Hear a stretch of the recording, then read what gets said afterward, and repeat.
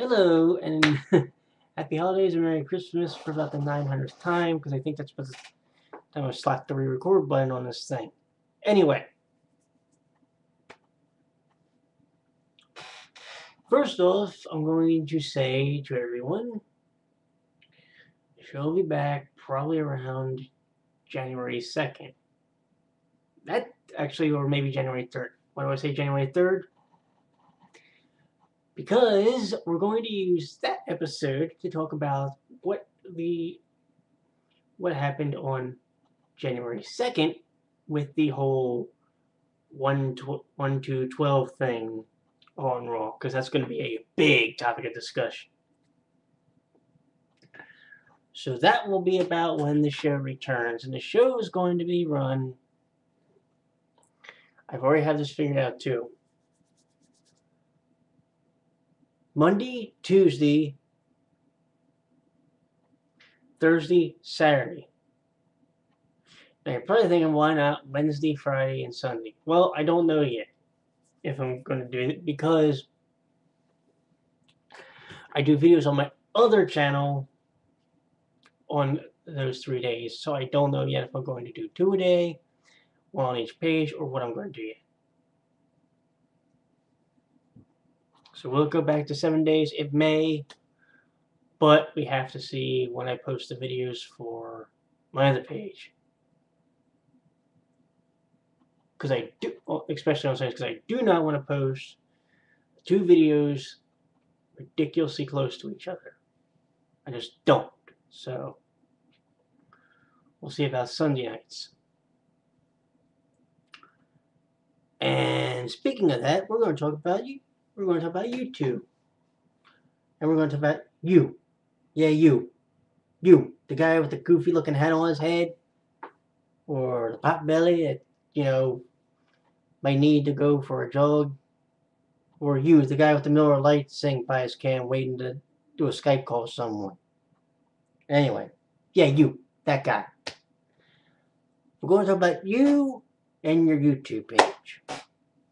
Why? Because I'm bored and it's about 6 minutes to 2 and, well, I couldn't think of anything else to talk about. Kind of how I used to go on this page. Anyways, so what we're going to talk about is you, your hobbies, and how they affected your YouTube page. Now, I'm going to speak on me first.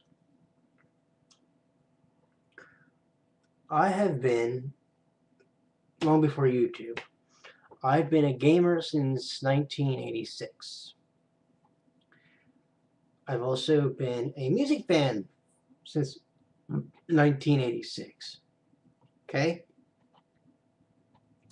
So right there, you had 2 different masters being served. Here's the thing. Back in the day, tape didn't cost that much. Now by tape, I mean cassette tape. They didn't cost that much. Remember those days? And a game in a really tall cardboard box cost you about $50. 40, $50. Yeah, remember when that was the standard price? Now they're 60 and up. Just saying, kids.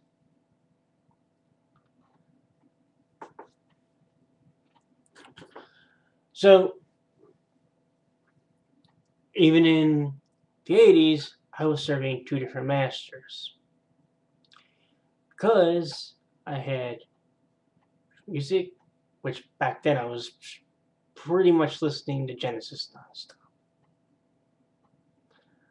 My mother, my grandparents, my friends that I hung out with, they could tell you that that's what I listened to. And I still do. I don't listen to them. Honestly, I don't listen to them as much as I do my other music, but we'll get into that in a second. But yeah, Genesis was like my first true love as, a music fan.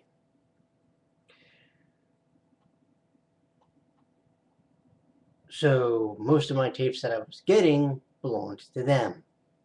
And most of the CDs that I bought belonged to them.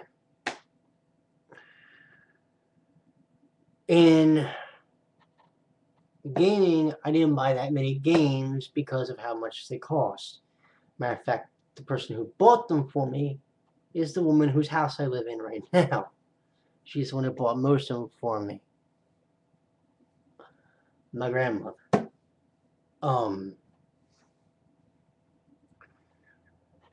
I enjoyed gaming back then, although I will tell you I cheated like a bastard. I didn't cheat like the way Dave did.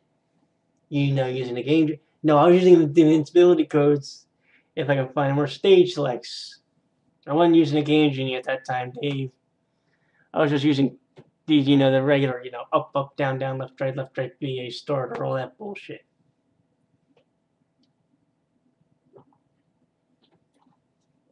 Show you how much of a hardcore nerd I was at one point when it came to gaming. You're talking to somebody who at one time subscribed to all these different magazines, not necessarily at the same time, although in some cases at the same time. But I had a subscription to Nintendo Power, Game Pro, Game Players magazine. Yeah, we had a magazine here called Game Players. Let me think. PSN magazine, PlayStation magazine. The official PlayStation magazine, Xbox, the official Xbox magazine. Game Pro. Electronic Entertainment. I'm not sure if I missed any, but here's the point. Do you know how many of those I'm actually subscribed to now?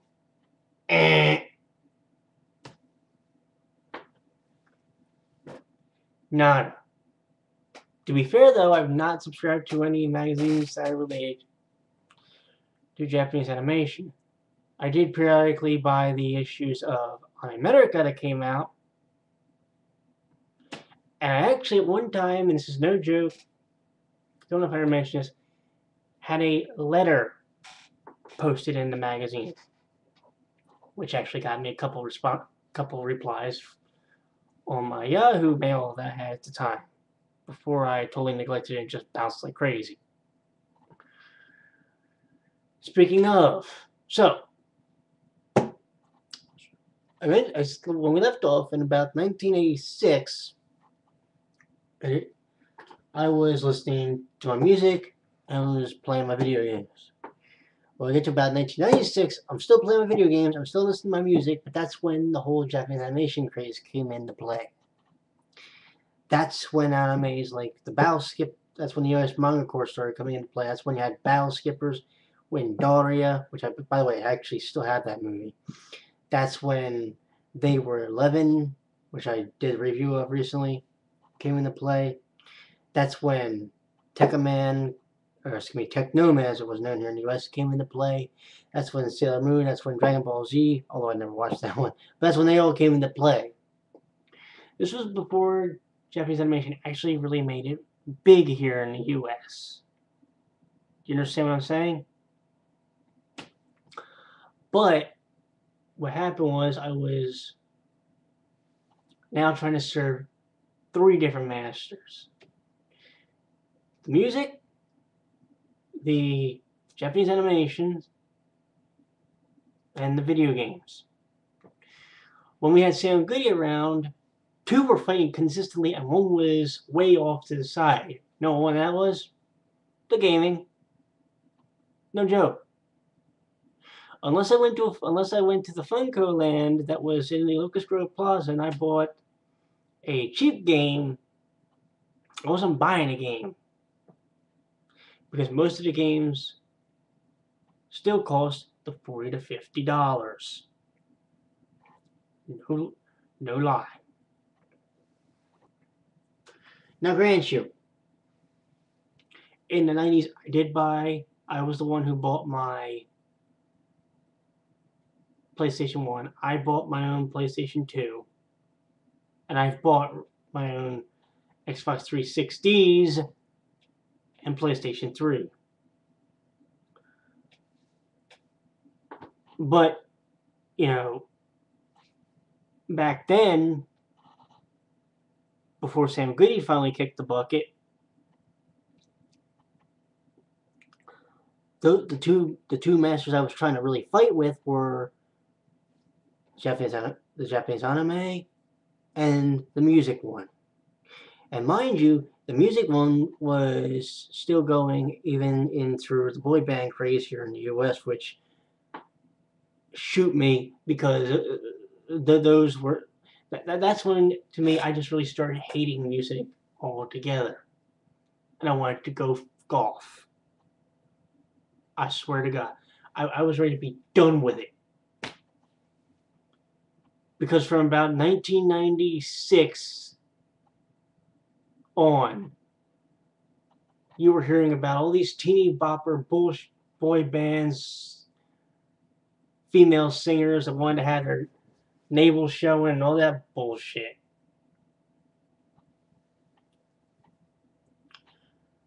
To the point where I was getting disgusted. Now, yeah, I was listening, of course, to, Eminem, God help me, Dr. Dre, he's actually really good, Notorious B.I.G. and Tupac and DMX. But I got to the point where I was just hating music and I didn't want to listen to it anymore. Oh, I still had my Iron Man, I still had my gaming, but I didn't want to listen to music really unless it was on the radio because I didn't want to buy any.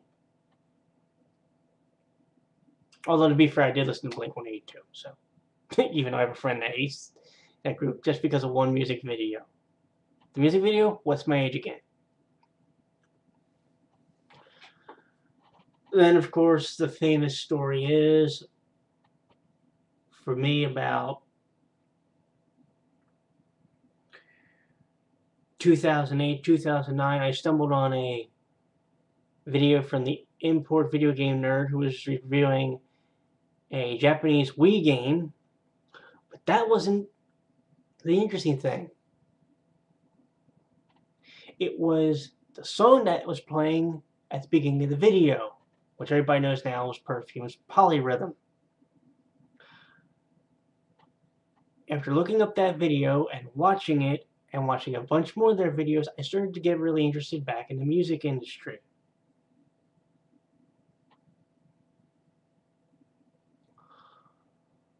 Now, the thing of it is here we go again. And there was a point, by the way, before I forget, where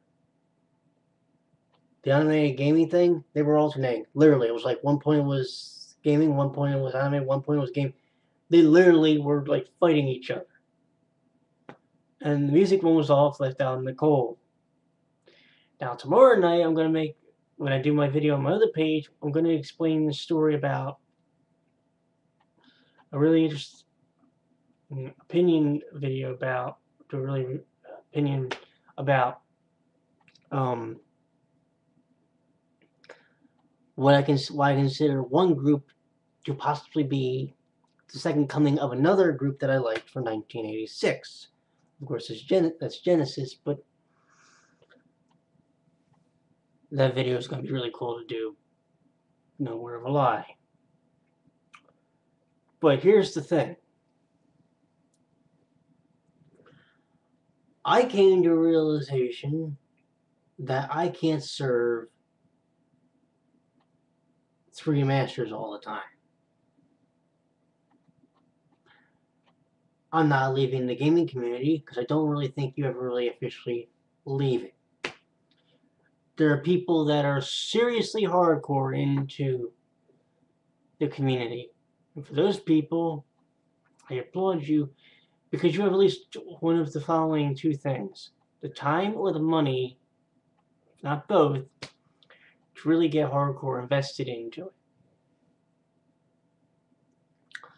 For someone like me, it's more like you're stuck on the fringe of it. And I'm going to use this. It's like being on the fringe of a forum group, be it Pete Game Room forum or just some other forum that you belong to. They don't really welcome you in, they want you to welcome yourself in. But sometimes you don't know what the first fuck thing to do is. And people will say, well, and people say this, well, the big thing that you have to be is passionate about gaming. Yeah, I wish you had said that back in I wish YouTube was around 1986, and I wish I knew how to use a webcam in 1986. Because that was when I was, well, at least to about 1995, when I was really into gaming. Oh, I am now. But the problem is, I love my gaming now, but the problem is most of the games, you know, if it's not a AAA title, most places ain't selling.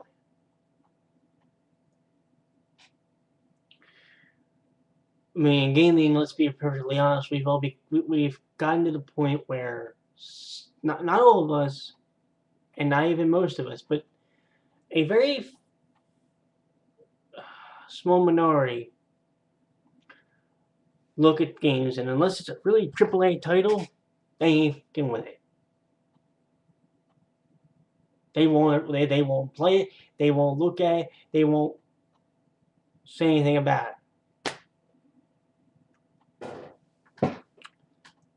I try to give every game a chance. I really do.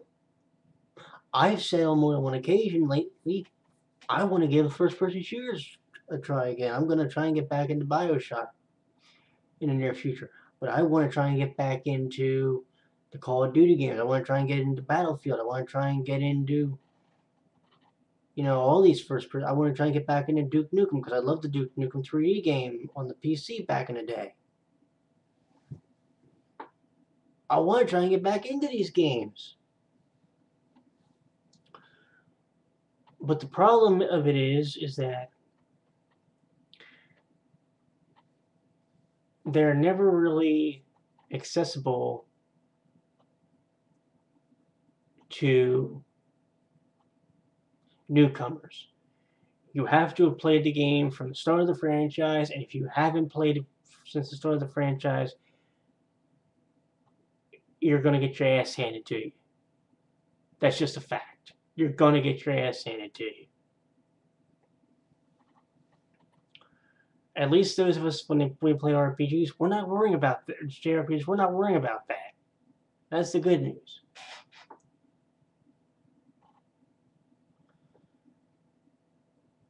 Now, I've also seen, I might be early, but I've seen channels where the person says, you know, or that they start doing one thing and they get bored with it and they just get burnt out and they start doing something else and they get bored with that. Okay. I've not gotten bored with doing the late shift. I still enjoy doing that. It's going to come back, like I said, January 3rd, because we're going to use that night, and we're going to use that episode to discuss the January 2nd episode of Raw. But there are some people, like, okay, like I mentioned, the 8-Bit Memoirs. They did gaming and they did random vlogs. If the channel wasn't called 8-Bit Memoirs, let's just change the name to Dave's Bullshit Channel. Just humor me for a second. And it was him and Charles just bullshitting on audio for 15, 20 minutes, or however long.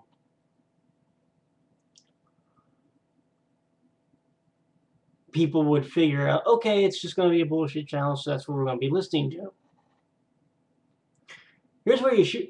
The irony of the thing is, the channel has like 1,100, 1,200 subscribers to the page, right? You got video game characters, you got gameplay up. You have a channel that's giving you the idea that it's going to be about gaming. When I first read the channel name 8-Bit Memoirs, I'm going to tell you what I thought. This was my first impression of the channel. Ready? A channel which is dedicated to, at minimum, the 8-bit video games and them actually talking about the game. And not necessarily, when I say talking about the game, I mean talking about their memories of the game and how they liked the game when they were a kid. Maybe not necessarily having the gameplay up, but just doing like audio of some kind where they were conversing about their memories of, say, Earthworm Jim, the Mafia Conspiracy, one of the Mega Man games, or whatever. That was my initial thought. Then I walked in on, and not walked in, but then I started watching more of the videos, and I went, okay, that's what it is. I thought about it more, and I went, okay, I can deal with it.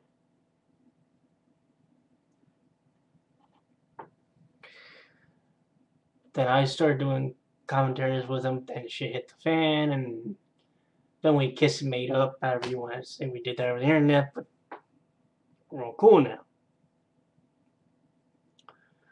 But then Dave started his other channel, the Dave Inch Nails channel, which he said was going to be a vlog channel. And it started off that way, and then it became something a bit more. You know? He said it became a little bit too much work. Well, you started as a vlog channel, and then you started doing the stuff that, if y'all never saw his Mafia Conspiracy playthrough, Charles asks him the following question: have you ever considered doing reviews on the channel? He said, quote, that just would take too much work. So what happens when he gets to Dave Inch Nails? He literally does the thing. He literally does the thing where he swears to God he would never have done it on 8-Bit Memoirs. And it's his prerogative because it's his channel. The one thing I wish he would have stuck with at least would have been, if not doing the video logs, doing the talk show concept. I think what kind of scared him away from, alright, scared away is the wrong term. The one thing I think that kept him from wanting to do it more was around the time he did the first episode, YouTube went to hell with the subbox problem. Remember that? The infamous now subbox glitch? And everybody was having issues with it. So I'm thinking maybe that scared him away from doing that a little bit more. Because I would love to see what he would actually do if he actually, knowing his personality, saying God serious would be the wrong way to put it, but if he did that on a more regular basis, at least, what he would have done and how he would have drove it. Because the thing with Dave, he doesn't want to admit it, or he will never admit this in a video publicly. It's gotta be like one of those on the DL things. He has the personality of, say, a Conan O'Brien or a Jay Leno. He has the personality to do a talk show. Okay? Whereas my thing's in some cases sometimes more of a newscast, he's more of the talk show-ish type. But he will never ever admit that. Do you know what I'm saying?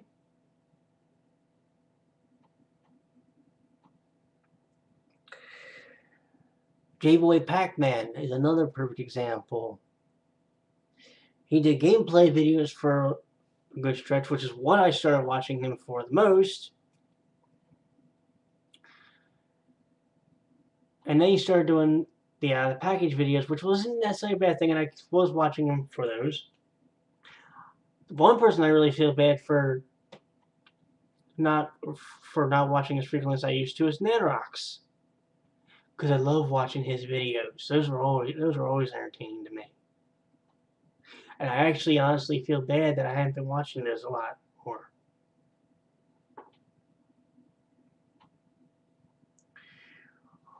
One more thing, and then I'm going to finally wrap up because I've been bullshitting for almost 30 minutes according to this clock here. And I do apologize for that, by the way. I'm going to tell you this now. You will not be seeing a pickup video of my Christmas stuff on Christmas Day. Oh, it will come. Well, here's how it's going to work. It's just a heads up. I have 3 items that I know that I got. 2 are CDs and 1 is DVD. No, by the way, the CDs have nothing to do with Japanese music. But the rest of the items, you're not going to know till I order them. And let me just put it to you like this. See how long this video is going to be right now? If you look on the clock over here, oops, over here, dummy. Oh, anyway. Yeah. I made this joke with my grandma, and it's like this.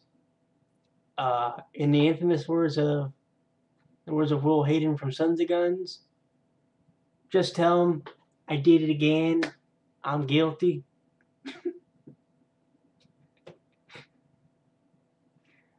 And if you don't know what that means, well, let's put it this way. There was a certain episode of Sons of Guns where they were getting ready to build something. And that's what Will said to the guys. By the way, I love that show, Sons of Guns. That's another one I've been watching a lot lately, since this new season started. Anyway, goddamn, I did almost 30 minutes. Fuck me. But here's my question, I guess, before I wrap up. Yeah, I know what you're thinking. Where'd you... Alright, hold on.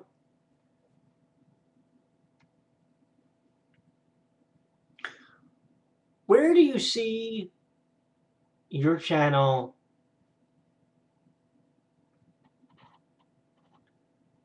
next year? Starting from January 1st and ending on December 31st. What direction do you foresee your channel going in? And what do you want to do with the channel?